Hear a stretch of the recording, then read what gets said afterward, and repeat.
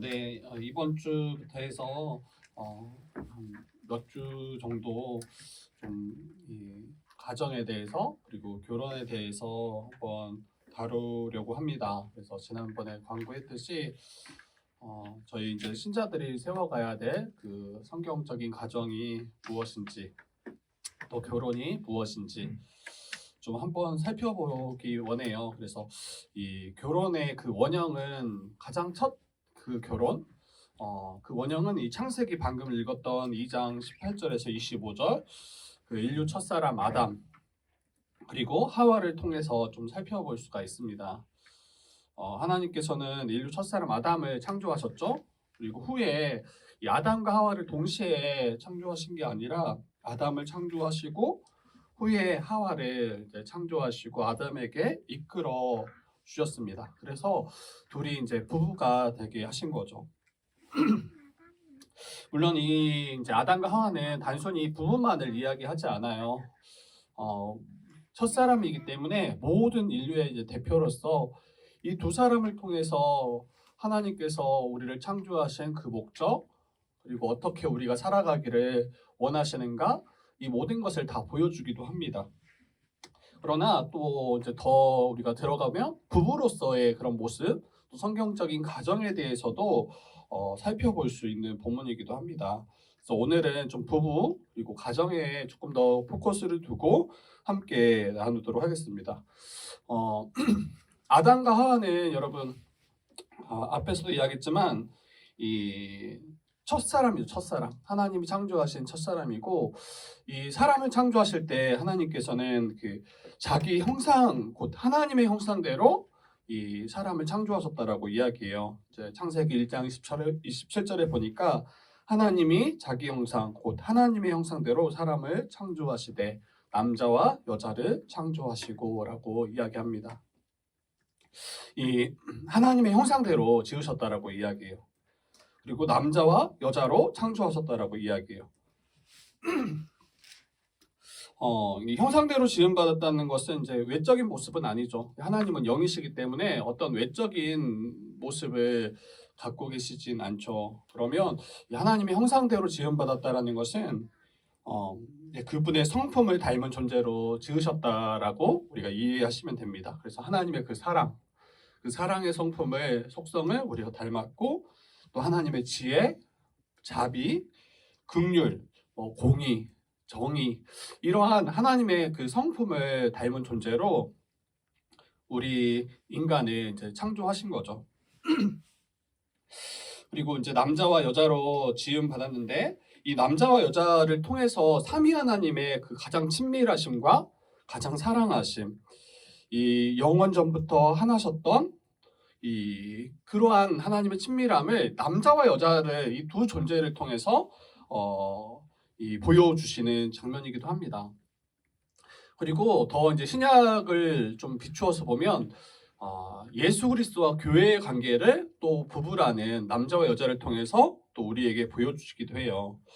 그래서 먼저 우리가 이 부부를 생각할 때, 또 가정을 생각할 때, 이 하나님의 형상대로 지음받은 존재구나라는 것을 먼저 우리가 이해하셔야 될 것 같아요. 나의 남편이, 나의 아내가, 또 나의 자녀가 함께 가족된 한 가정을 이루는 우리 서로가 이 하나님의 형상대로 지음받은 존재이다. 그러면 이제 얼마나 우리가 존귀하게 또 그 사람을 또 위할 수 있고 또 그를 높일 수 있을까 싶어요. 얼마나 영광스러운 존재인가. 그리고 얼마나 사랑스러운 존재인가, 존귀한 존재인가. 그래서 먼저는 우리 가족이 또 부부가 서로를 향해서 이 하나님의 형상임을 기억해야 합니다. 그러한 것을 이제 전제한다면 이 부부 관계에서의 기본은 이제 존중과 사랑이어야 되겠죠. 이 시편 우리 8편 4절에서 6절 보니까 사람이 무엇이기에 주께서 그를 생각하시며 인자가 무엇이기에 주께서 그를 돌보시나이까. 그래서 하나님보다 조금 못한 존재로 우리를 지으셨다. 그리고 영화와 존귀로 관을 씌우셨다. 그래서 얼마나 존귀한 존재로 우리를 지으시고 서로가 그러한 존재인지를 우리가 아셔야죠. 그리고 인정하셔야 됩니다. 그리고 더 이어서 좀 살펴보면 이 결혼은 하나님이 제정하신 제도예요. 이거 누가 이 결혼 제도를 만들었나?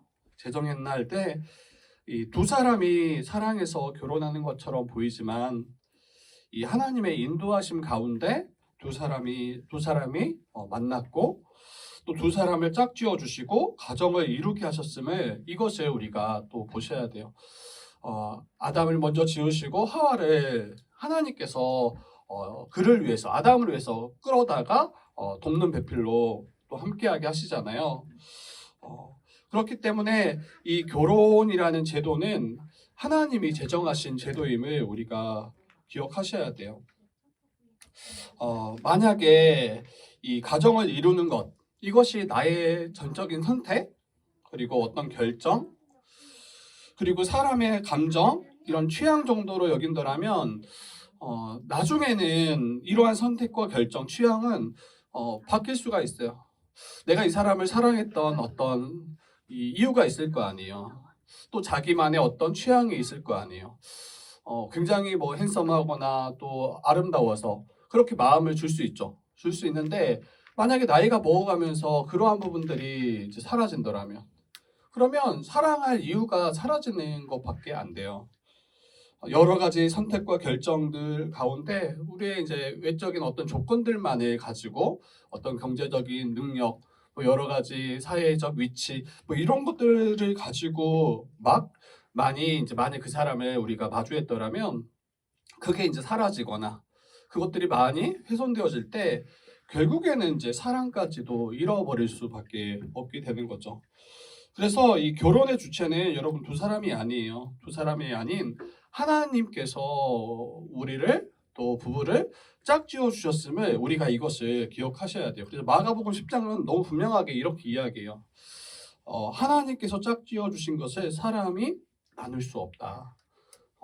누가 우리를 하나로 또 부부를 하나로 이 짝 지어 주셨는가 할 때는 하나님이시다. 하나님. 그렇기에 사람으로서는 그것을 나눌 수 없다라고 분명하게 이야기합니다. 이것은 이제 분명하게 우리 믿는 그리스도인들이 붙잡지 않으면 언제든지 이혼할 수 있어요. 언제든지. 왜냐하면 이 하나님께서 우리를 하나 되게 또 짝지어 주신 것이 아니라 두 사람이 이 결혼의 주체로서 생각하기 때문이죠. 요즘 얼마나 이혼이 이제 만연한 시대를 살아가고 있습니까? 서로의 성격 차이 그리고 여러 가치관의 차이 이게 막 특별한 게 아니에요. 그 안을 들여다보면 이 성격 차이라는 게 별거 아니에요. 서로가 생각하는 게 다르고 서로의 그런 이제 지향하는 그 방향들이 다르고 그리고 작은 일에 이제 큰 일로 이제 이어져 가기 시작하죠. 그 작은 일 가지고 더 크게 우리가 다투고 싸우는 것들도 우리가 쉽게 봅니다. 그래서 이 성격 차이라는 게 특별하지 않고 각자가 기대했던 바들이 이루어지지 않을 때 바랬던 부분들이 존중받지 못할 때 이제 이혼까지도 이르게 되는 모습들을 보게 되는 것 같아요. 그리고 이성적인 그런 부분에 있어서 이제 서로의 매력이 혹 떨어졌다라고 여길 때 그때 이제 이러한 것들을 가지고 도리어 이혼으로 나아가는 경우들 많이 보게 되는 것 같아요.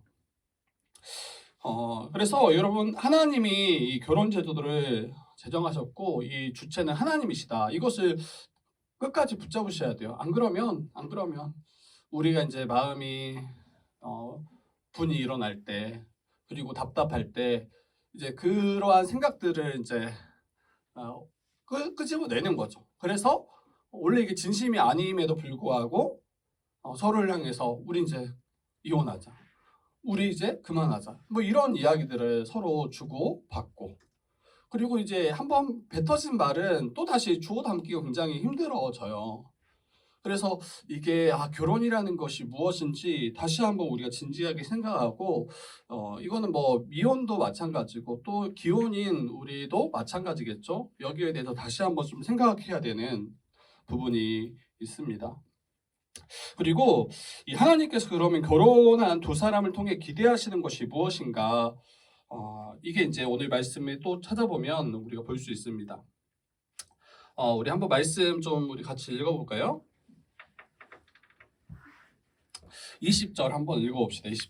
20절 18절부터 한번 봅시다. 18절 말씀 한번 같이 읽어보겠습니다. 시작. 여호와 하나님이 이르시되 사람이 혼자 사는 것이 좋지 아니하니 내가 그를 위하여 돕는 배필을 지으리라. 네, 여기서 이 18절 보니까 사람이 혼자 사는 것이 좋지 않다. 그래서 내가 그를 위하여 돕는 배필을 지을 것이다 라고 이야기해요. 그래서 하나님의 편에서 볼 때 사람이 혼자 사는 것은 이제 좋지 않은 거죠. 근데 이게 뭐 악하다, 나쁘다 이런 이야기가 아니에요. 지금 1장에서 천지창조가 이 창조가 완성돼요. 근데 2장은 그 창조에 대한 부연 설명이에요. 본래 남자와 여자가 이미 1장에서 창조된 상태예요. 그런데 여기에서 더 들어가서 이 사람을 창조하실 때 어떻게 창조하셨는가 그 일들을 더 들어가서 이야기하고 보여주는 거죠.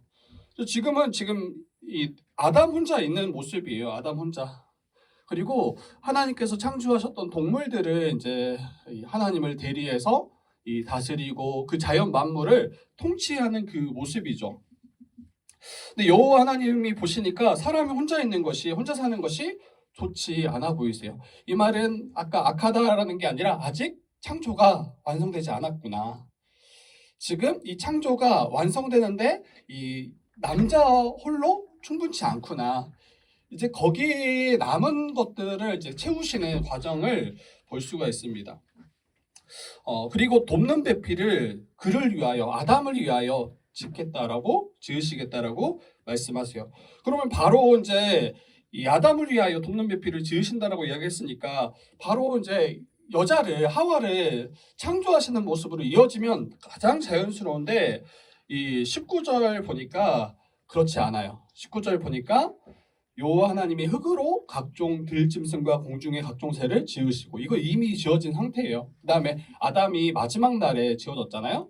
근데 이미 하나님 창조하신 그 동물들 각종 들짐승과 공중의 각종 새를 아담이 무엇이라고 부르나 보려고 그것들을 이제 아담에게 끌어가시는, 그리고 아담이 각 생물에 부르는 것이 곧 그 이름이 되었다라고 이야기해요. 그래서 여기 모습을 통해서 하나님께서 아담을 이 자기를 대리해서 통치하고 다스리는 그런 왕 같은 존재로 세우셨음을 일단 볼 수 있고, 그리고 그 중요한 일이 뭐냐면 그 동물들과 그 생물들에 대해서 이름을 붙이는 것. 여러분, 이름을 붙이는 거는 굉장히 중요해요. 굉장히 중요해요. 왜냐하면 이름이 없다라고 한번 생각해 보세요. 이름이 없다라는 것은 그 존재가 있음에도 불구하고 그 존재에 대해서 이야기할 수 없는 거예요. 존재가 있음에도 불구하고 마치 없는 것과 크게 다르지 않아요. 여러분의 이름이 없다고 생각해 봐요. 어떻게 부르겠습니까? 어떻게 관계를 맺겠습니까? 있어도 있지 않은 것과 다르지 않아요. 그리고 이름을 짓는다라는 것은 그 대상에 대해서 온전한 이해가 있을 때 그 성향과 그 특징들, 속성들을 이해할 때 그에 합당하게 이름을 붙여줄 수 있는 거죠. 그래서 이건 마치 하나님의 본래의 일이신 것처럼 보이는데 아담에게 이 일을 맡기세요. 그런데 하나님 보시기에 이렇게 모든 만물을 대리해서 통치하고 다스리실 때 아담 혼자 이 일을 감당하는 것이 하나님 편에서 그게 합당하지 않은 것처럼 보여요. 그러니까 하나님은 사명을 맡겨주시고 그 사명을 함께 감당하고 동역할 그러한 돕는 배필을 하나님께서 지금 아담에게 붙여주신 거예요. 돕는 배필이잖아요. 돕는 배필. 무엇을 돕냐는 거예요. 그냥 우리가 외로울 때 우리를 위로해주고, 물론 이것도 맞아요. 우리가 어떤 도움이 필요할 때 우리를 돕는 그것도 맞아요. 그런데 여기에서 돕는 배필은 하나님이 맡겨주신 그 사명, 지금 이 19절과 같이 하나님께서 아담에게 맡겨주신 그 사명을 감당할 때 함께 동역하고 함께 이 일들을 감당할, 그리고 함께 성취해갈 그 돕는 배필이 바로 하와인 거예요. 그게 바로 아내인 거예요. 여러분, 이 창조 사역의 마무리는 이 두 사람이 하나님께서 허락하신 그 자연 만물들을 이름을 붙이고 또 함께 다스리는 걸 통해서 이 창조 사역이 마무리되는 것 같아요. 하나님이 전적으로 모든 것들을 창조하셨지만 그 일을 마침표를 찍는 일에 아담과 하와를 통해서 이 일을 완성시키시고 이루시는구나. 이런 것들을 좀 생각해 볼 수 있는 거죠. 이처럼 돕는 배필로 여러분 이 아내를 또 남편을 우리에게 허락하시고 가정을 이루게 하신 것입니다. 돕는 배필을 붙여주신 이유는 분명해요. 하나님께서 맡겨주신 그 사명을 우리에게 원하시고 우리에게 기대하시는 바를 함께 감당하고 함께 이루어가고 함께 동역할 수 있도록 그렇게 감당하도록 나의 배우자를 가정을 이루도록 하셨다라는 거예요. 그러니까 우리가 결혼을 생각하고 가정을 생각하면 어때요? 서로 좋고 또 서로의 어떤 이익과 서로의 어떤 기쁨 이것을 가장 크게 여기잖아요. 근데 하나님이 가정을 지으시고 또 부부로 연을 맺게 하실 때는 그 두 사람을 통해서 하나님이 기대하시고 원하시고 맡겨주신 사명을 함께 이루어감을 통해서 기쁨을 누리도록 그것을 통해서 가장 만족하도록 전에 이제 복음의 기초나 저희 함께 강의를 나눴던 우리 부분들을 잘 연결하시면 좋을 것 같아요. 이 노동이 이 사명은 다르게 말하면 노동이에요. 근데 이 노동이 오늘날에는 죄로 말미암아 이 고통스러운 일 그리고 생존을 위한 일로 바뀌었지만 처음에 하나님이 아담과 하와에게 허락하신 그 노동 사명은 여러분 가장 큰 복 중에 하나라고 이야기했어요. 우리가 하는 일, 하나님께서 맡겨주신 일을 우리가 행함으로 그것을 통해서 얻는 성취감. 여러분 한번 생각해 보세요. 여러분들이 정말 좋아하는 그 일을 할 때 어떤 분들은 밥도 드시지 않고 그 일에 온전히 몰두해가지고 정말 시간 가는 줄 모르고 거기에 온전히 몰두하는 도리어 옆에 있는 사람들이 걱정할 만큼 밥은 먹고 해야 되지 않냐. 근데 신경 쓰지 말라는 거예요. 너무 기쁜 거죠. 너무 좋은 거죠. 그리고 그 모든 것들을 완성할 때 여기에 대한 기쁨은 말로 할 수 없을 정도로 굉장히 크다라고 이야기하잖아요. 이처럼 우리에게 허락하신 사명 그리고 그 사명을 함께 감당하도록 붙여주신 돕는 배필은 여러분 우리에게 있어서 굉장히 큰 복이고 우리의 기쁨이고 하나님이 주신 최고의 선물이 아닐 수 없습니다. 그래서 우리 가정을 이루실 때 또 결혼을 우리가 생각하실 때 이러한 관점에서 나의 배우자를 바라볼 수 있어야 돼요. 그러니까 늘 이제 세상 관점은 어때요? 이 사람을 통해 내가 얼마나 만족을 누릴 수 있는가? 이 사람을 통해 나의 자아를 어떻게 실현시킬 것인가? 그러니까 내가 더 높아지기 위한 하나의 징검다리나 디딤대 정도로 여긴다고요. 그런데 성경은 그렇게 배우자를 이야기하지 않아요.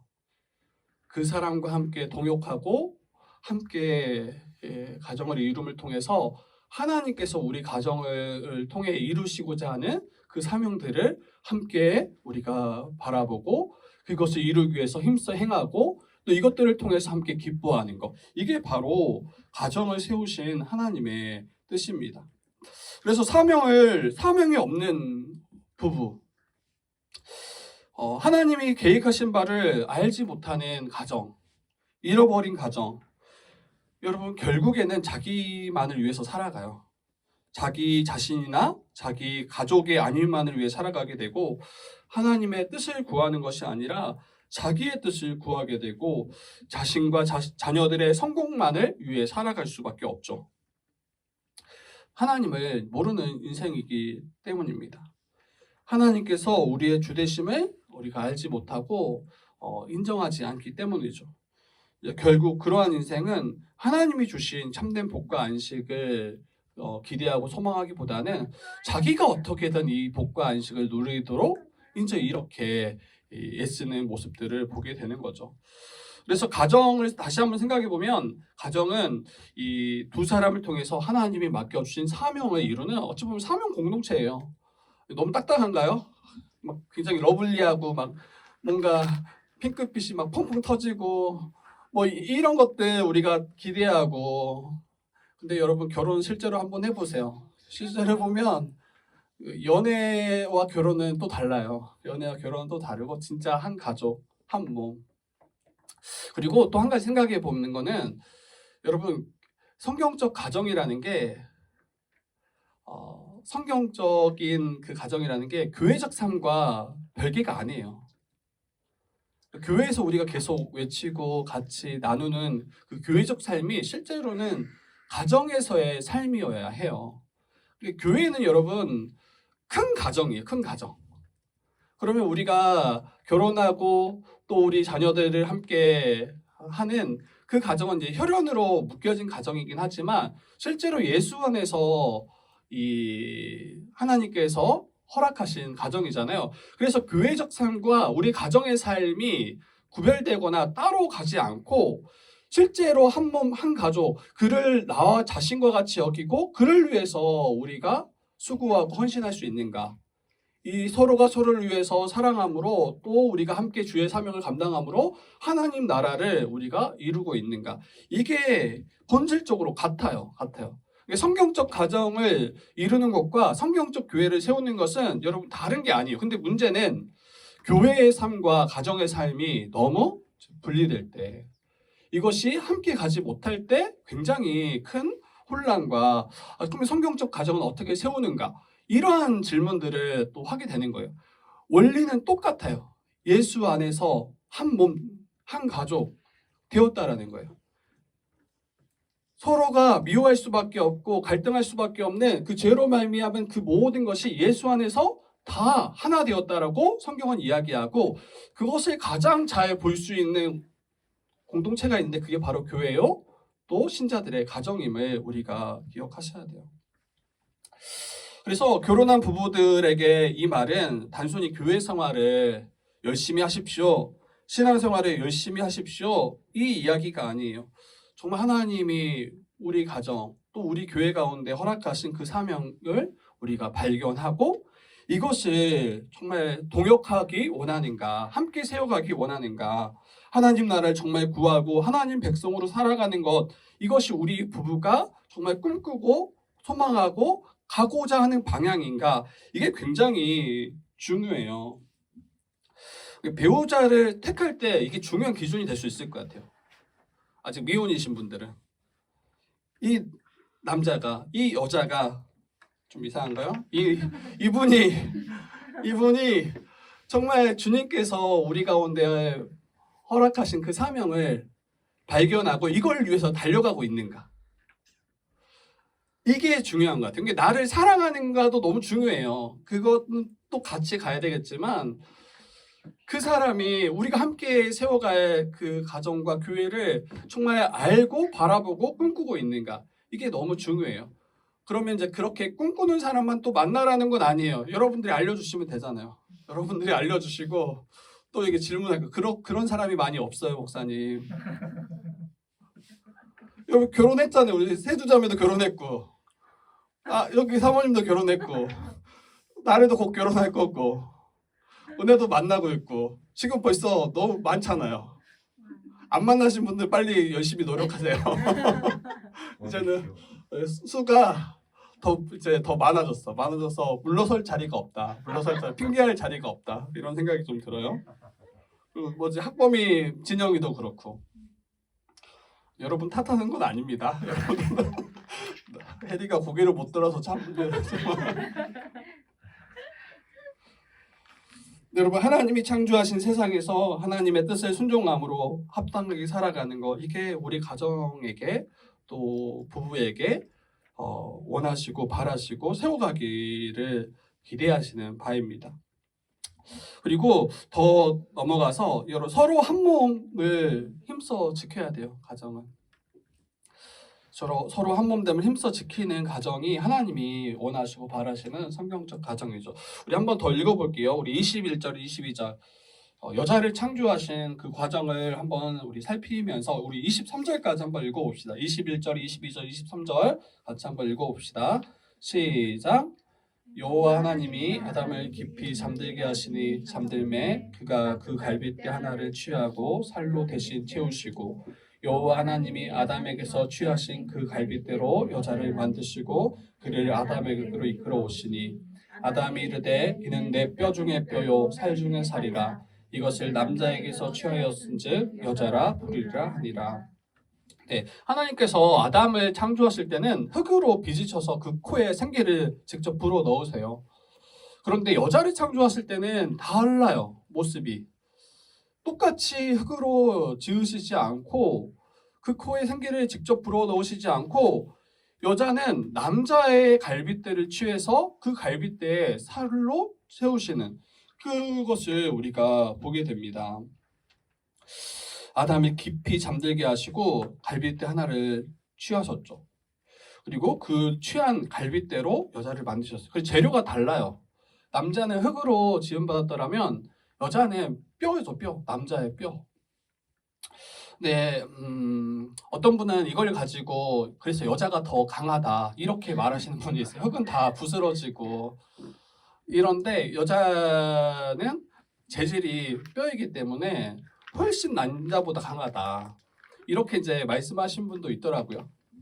물론 일편 맞아요. 가장 강한 존재를 이제 어머니 막 이러잖아요. 근데 어머니는 또 여자야.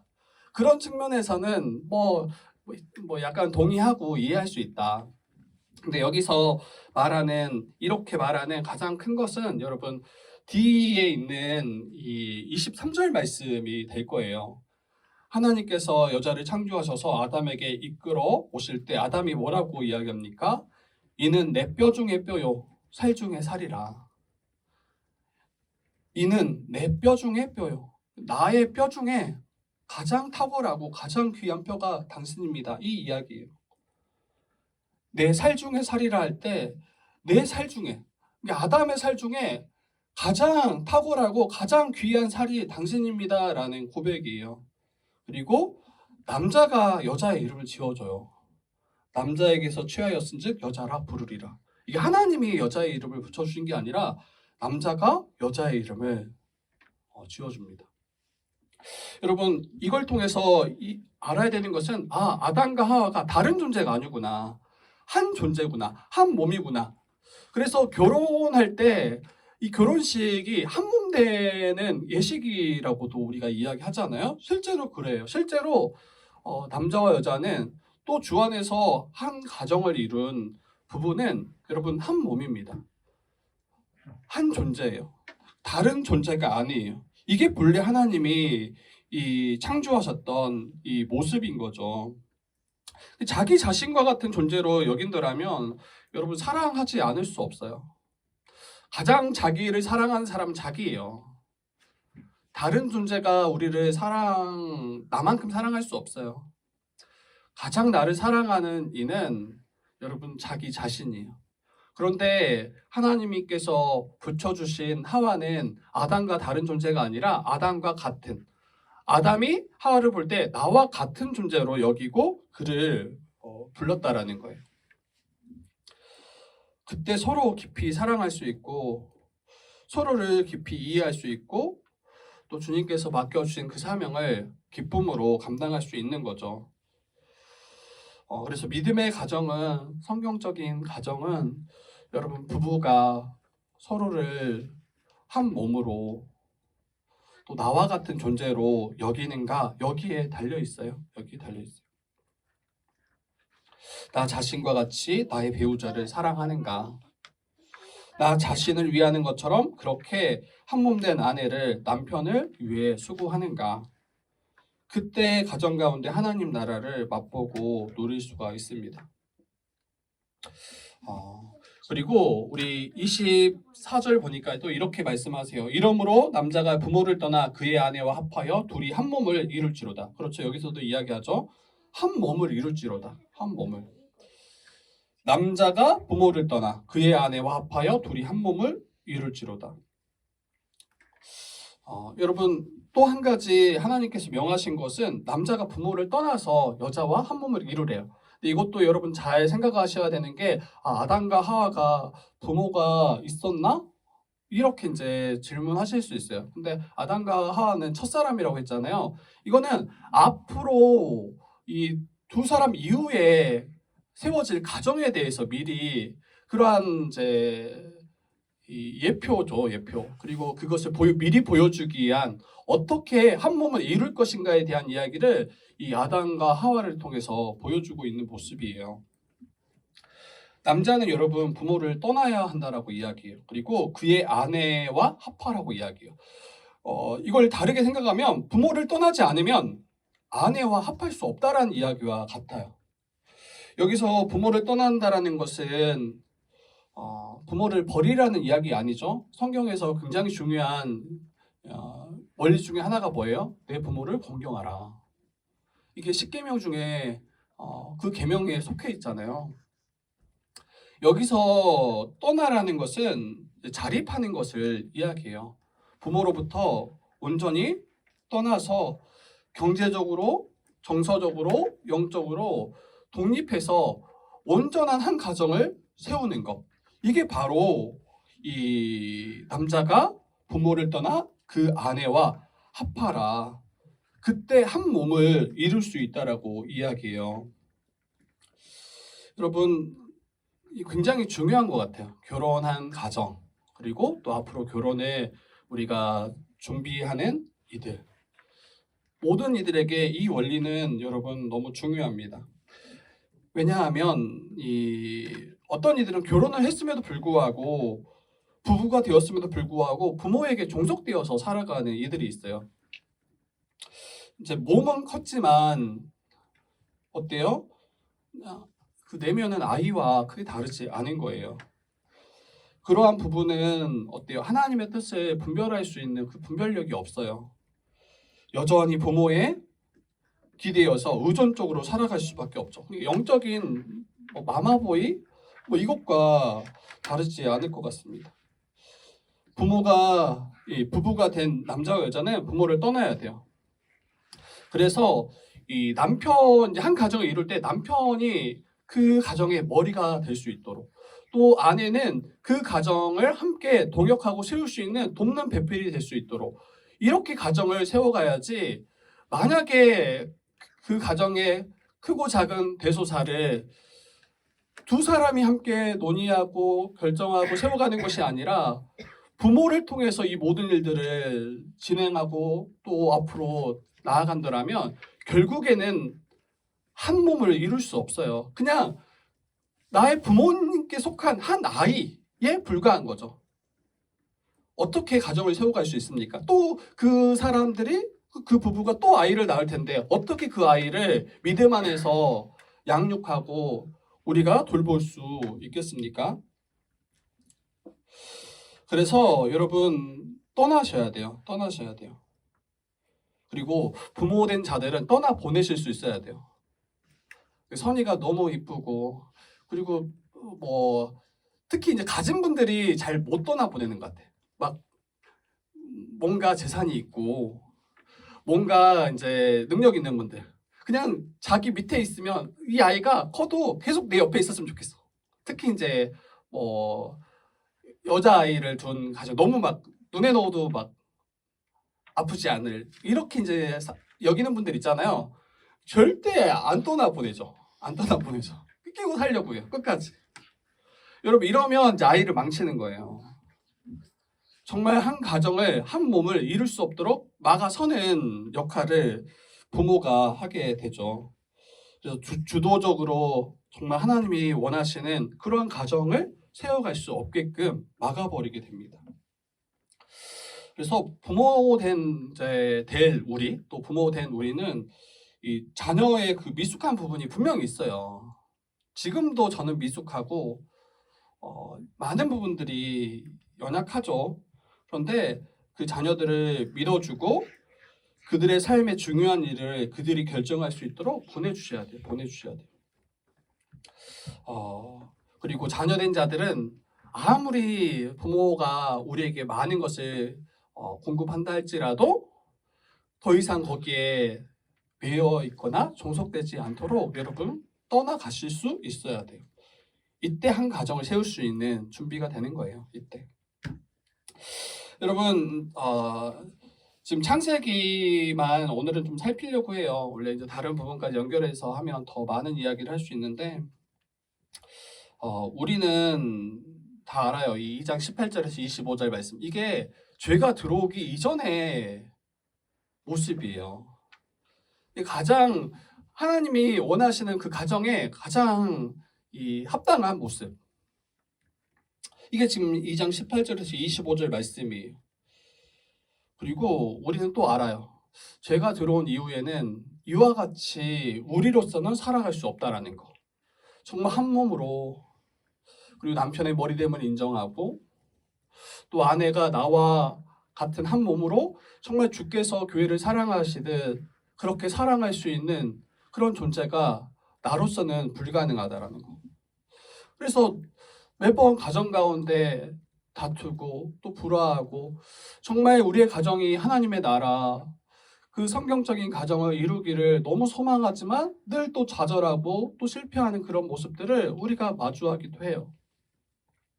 그리고 우리의 가정이 정말 하나님이 맡겨주신 그 사명을 온전히 감당하는 그런 정말 하나님이 기뻐하시는 가정으로 세워가기를 더 힘써야 되는데 어느 순간 보니까 또 자기의 아니, 또 내 아이의 어떤 아니, 자기들만을 위한 그런 가정으로 세워가는 것들도 우리가 쉽게 마주하기도 합니다. 그리고 이기적이에요. 이기적이에요. 가장 자기를 사랑하는 사람은 자기라고 했잖아요. 그리고 홀로 살아가는 것이 하나님 보시기에 합당하지 않다고 이야기했는데 요즘 홀로 살아가는 분들이 너무 많아요. 그거를 원하고 그것을 지향하고 난 혼자가 좋아. 이게 편한 거예요. 관계 맺는 것도 너무 힘들고 또 자녀가 생기면 어때요? 더 힘들고 그냥 편한 거예요. 편한 거예요. 여러분 우리는 알아요. 이렇게 우리가 우리로서는 할 수 없다라는 거. 그런데 더 나아가서 우리는 또 아는 게 있죠. 신자들만 아는 거. 신자들만. 무엇을 합니까? 예수 안에서 그 모든 깨어졌던 그 모든 관계가 또 우리로서 할 수 없었던 그 모든 것들이 예수 그리스도의 그 십자가로 말미암아 온전히 다 회복되었다라는 것을 이걸 알고 믿는 자가 그리고 행하는 자가 바로 신자임을 우리가 이미 알고 있습니다. 예수로 말미암아 결코 하나 될 수 없었던 그러한 존재. 이방인과 유대인조차도 하나 되게 하셨더라면 정말 내가 이 사람만큼은 사랑하겠다라고 그렇게 우리가 고백하고 여기고 한 가정을 이룬 그 아내를 그 남편을 사랑하지 못할 그러한 이유가 없는 거죠. 충분히 사랑할 수 있는 거예요. 충분히 사랑하고 또 사랑 안에서 한 몸으로 세워갈 수 있는 거예요. 그런데 또 한 가정을 이루다 보니까 또 한편으로는 또 이 사람만큼은 나를 위해 살아줬으면 좋겠고 근데 남편들은 어때요? 아내들이 늘 이야기할 때 정말 아내 편이다 이렇게 이야기하고 이게 성경적이지 않죠. 성경적이지 않고 정말 서로를 위해서 이 사람만큼은 정말 내 편이고 이 사람만큼은 내가 그를 위해서 온전히 헌신하고 뛰어들 수 있는 그게 바로 이제 성경이 말하는 그런 가정의 모습입니다. 여러분 믿음으로 말미암아 예수 안에서 우리가 이미 회복되었으면 이걸 믿으시고 그러한 가정을 이루기를 간구하시고 기대하시고 또 먼저 교회에서 이것들을 함께 누려가셔야 돼요.